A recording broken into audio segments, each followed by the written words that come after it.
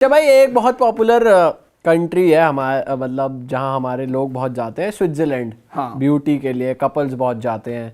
तो मैं चाहता हूँ आप थोड़ी ऐसी कंट्री बताओ जो स्विट्जरलैंड से भी ब्यूटीफुल आपको लगी हो, या अगर स्विट्जरलैंड का ऑल्टरनेटिव लोग देख रहे हैं तो वहाँ जा सकते हैं। नॉर्वे, स्वीडन और डेनमार्क मुझे बहुत अच्छा लगा, ब्यूटीफुल लगा, सुंदर है। स्पेशली नॉर्दर्न नॉर्वे वगैरह, ब्यूटीफुल माउंटेन्स, अमेजिंग लेक्स। अच्छा, और वहाँ पे जाने के लिए सही वेदर कौन सा होता है? आप समर्स में जाओगे तो आप वार्म रहेगा और 24 इंटू सनलाइट रहता है, वहाँ मिडनाइट सन कहते हैं उसको।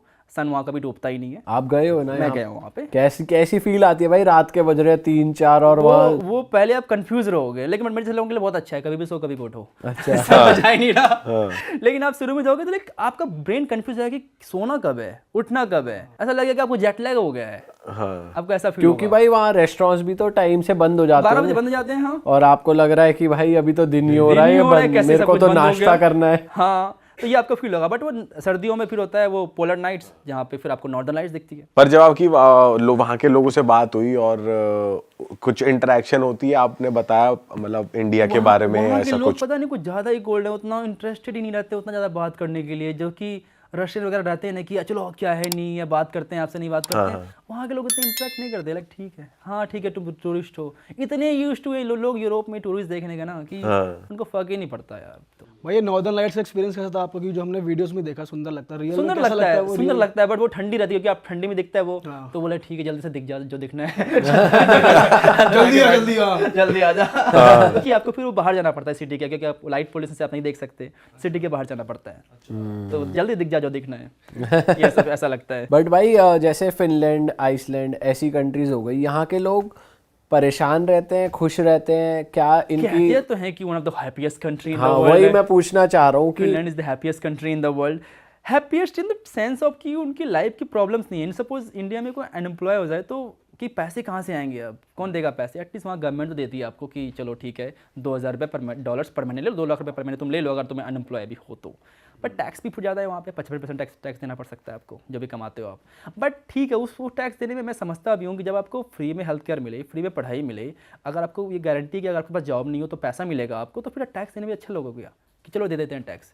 इंडिया में वो सब कहाँ है? फ्री हेल्थ केयर, आप किस सरकारी स्कूल चले जाओ, आप किसी चले जाओ, सरकारी हॉस्पिटल में क्या हालत है आपको पता ही है। सही बात है भाई। बट भाई जब आप ऐसी कंट्रीज़ के लोगों से इंटरेक्ट करते हो, आप उनका आपस में हस्बैंड वाइफ का रिलेशन भी देखते हो या समझते हो कि यहाँ के लोग शादी करना चाहते हैं, नहीं करना चाहते, बच्चों की अपब्रिंगिंग देखते हो, तो ऐसे वाइज आपको कौन सी कंट्री में लगा कि यार ये कंट्री, जैसे जापान के लिए कहते हैं बहुत लोनली, अकेलापन है, ऐसी और कौन सी कंट्रीज आपको लगी कि भाई बहुत अकेले लोग हैं? या अकेले ये लोग तो जितने भी मुझे लगता है kind of first world country हो गई ना, इतना ज़्यादा सेल्फ सेंटर्ड लोग हो गए हैं अपने आप में कि काइंड ऑफ मुझे लगता है उनकी ज़िंदगी इंडिविजुअलिटी चलती है। हमारे यहाँ कम्युनिटी से चलती है कि अगर मेरे को आज कुछ दिक्कत हो जाए तो मेरे फैमिली जितनी सारी ज़मीन सब बेच देंगे, मुझे वो ठीक कराएंगे। अमेरिका में नहीं होने वाला ऐसा, कभी नहीं होने वाला कि आप ठीक है, आप क्या कर सकते हो।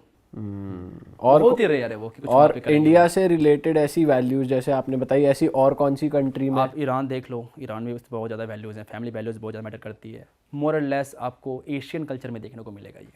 चाइना में भी है फैमिली वैल्यूज़ आपको देखने को मिलेगा।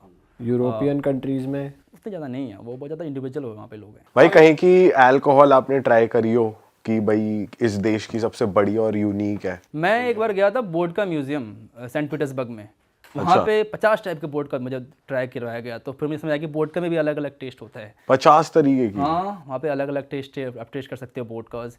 एक्चुअली एक फैक्ट है रशिया के बारे में कि Russia produce 60% of the world vodka, but they consume 70% of the world vodka.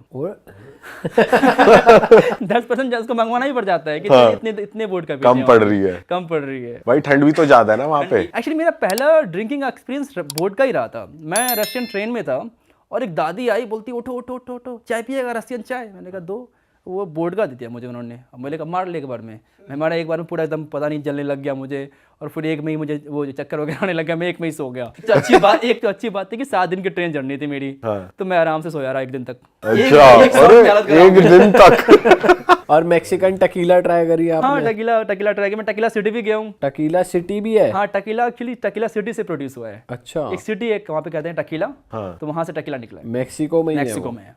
भाई मेक्सिकन कल्चर और इंडियन कल्चर कहते हैं काफी सिमिलर सिमिलर है, क्योंकि स्पाइसी फूड वो भी खाते हैं, हम भी खाते हैं स्पाइसी फूड। राजमा खाते हैं वो राजमा बहुत ज़्यादा खाते हैं वहाँ पे, चिकन खाते हैं, रोटी खाते हैं, रोटी मतलब तड़ते रोटी खाते हैं। हाँ। खाना बहुत सिमिलर है उनका। और क्या वैल्यूज सिमिलर लगी? वैल्यूज़ तो हैं, फैमिली वैल्यूज़ वहाँ भी आपको देखने को मिलेंगे। वैल्यूज़ में वो लोग भी बहुत ज़्यादा हेड नोट करते हैं, आपको देखोगे तो लाइक नोट करते हैं वो लोग। और वहाँ पे जैसे मेक्सिको में थे आप, तो कुछ जैसे वहाँ पे वो बहुत चलता है कार्टेल वगैरह का सिस्टम, तो कुछ देखा आपने? जनरली टूरिस्ट को परेशान नहीं करते हैं, टूरिस्ट के साथ उनका हमने तो सुना है टूरिस्ट को बचाते हैं वो पुलिस बचाते से। हैं। टूरिस्ट को आप कुछ नहीं करेंगे। हाँ। एक एग्जाम बड़ा ही अनफॉर्चुनेट एग्जांपल था, एक लड़की थी इंडिया की, ट्रैवल ब्लॉगर थी, और उसकी डेथ हो गई थी क्योंकि 2 कार्टेल आपस में भिड़ गए थे। हाँ। तो उस बीच में वो फायरिंग में आ गई थी, उसकी डेथ हो गई थी। बट वो टूरिस्ट को कुछ नहीं करते जनरली। भाई और आपने वर्ल्ड में जैसे इंडिया का हिंदू कल्चर हमने सुना है बाली में आपको देखने को मिलता है, ऐसा और कौन सी जैसे आपने बताया कि सूरीनाम में दिख जाएगा आपको, गयाना में दिख जाएगा, और कहाँ मॉरिशस में दिख जाएगा, मॉरिशस में, फिजी में दिख जाएगा, और भी किसी कंट्री में जैसे रशिया में कहते हैं बहुत लोग आजकल। रशिया में एक्चुअली वो हो रहा है, पूरा हिंदुइज्म नहीं, किसी की ये सब कंट्री पूरा हिंदुइज्म मानती है, बट रशिया में एक सेक्टर जो इस्कॉन वाला पार्ट है, सिर्फ जो कृष्णा को मानते हैं वो लोग। अच्छा। एक तो वो उन्होंने स्टार्ट कर दिया है अभी। रशिया में आपको बहुत सारे यूरोपियन कंट्रीज में देखने को मिल जाएगा क्या कि लोग आते कि हैं, लोग हरे राम हरे कृष्णा कर रहे हैं, और बड़ी बड़ी एकदम उन्होंने मूर्ति बना रखी है, उसको फॉलो कर रहे हैं। ओ भाई ऐसी कौन सी कंट्री है जहाँ पर आप जाना रिग्रेट करते हो, मतलब आप बेकार ही गए, आपको बिल्कुल मजा नहीं, ऐसा रिग्रेट तो नहीं है, मुझे एक बार तो हर जगह जाकर देखना ही था। अच्छा। लेकिन मैं वापस से बहुत सारी कंट्री नहीं जाना चाहूंगा, अनलेस एंड उनमें से कौन सी country आती पैसे है? मुझे नहीं मिले। पैसे भी देने पड़ेंगे आपको वहाँ जाने के लिए, और सारा खर्चा भी, तभी जाऊँगा सारी कंट्रीज में, ऐसे नहीं जाऊँगा। कौन सी है वो? Example Djibouti. भाई जिबूटी कौन सी कंट्री है, कहाँ पड़ती है? ये जिबूटी है हॉर्न ऑफ अफ्रीका में, इजिप्ट और सूडान के आसपास है वो, कि एक छोटी सी टाइनी सी कंट्री है, बट वहाँ पे मिलिट्री बेस बहुत सारे हैं, सारे देश के वहाँ पे मिलिट्री बेस आपको मिल जाएंगे। वो देश मिलिट्री बेस के लिए बना हुआ है, यूएस की मिलिट्री बेस है, चाइना की मिलिट्री बेस है, फ्रांस की है, यूके की है, सबकी मिलिट्री बेस आपको वहाँ पे मिल जाएगी। तो उसकी वजह से लोग वहाँ पे थोड़े हॉस्टाइल हो रखे हैं, बिल्कुल भी पसंद नहीं करते टूरिस्ट को। आप जाओगे रोड पर लेके चिल्लाएंगे, हे जाओ यहाँ से, जाओ यहाँ से, ऐसे कुछ बोलने लग जाएंगे। इतना मेरा बुरा एक्सपीरियंस रहा उस देश के अंदर। मैं गया था, रहूँगा 1 हफ्ते, मैं सुबह पहुँचा हूँ, शाम को चलो छोड़ो इस देश को, मैं निकल रहा हूँ इस देश से। मैं क्या जाता हूँ इस देश से, हो गया मेरा।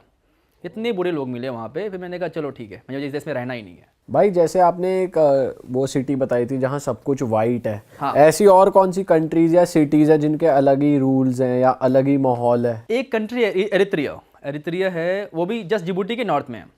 वो कंट्री 90s 50s 60s में जी रही है।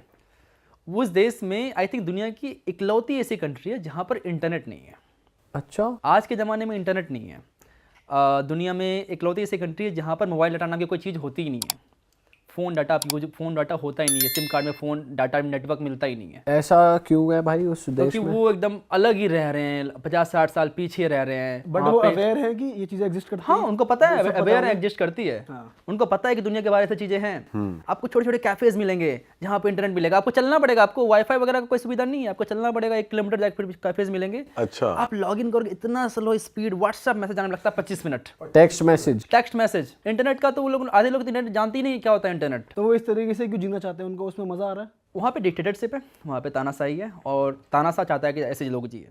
अरे वाह, आपने ये वीडियो यहाँ तक देख ली भाई, तुमने हमारी मेहनत सफल कर दिया। तुम ही लोग हो असली रियल हिट। और अगर आपको बहुत मजा आ रहा है ऐसी क्लिप्स में, ऐसी वीडियोस में, तो फटाफट जाइए प्लेलिस्ट पे, बिंज वॉच कीजिए, सारी वीडियोस देख डालो और मौज काटो। That is it. हम मिलेंगे नए पॉडकास्ट में, नए क्लिप में। Till then bye bye, see you, take care, do subscribe.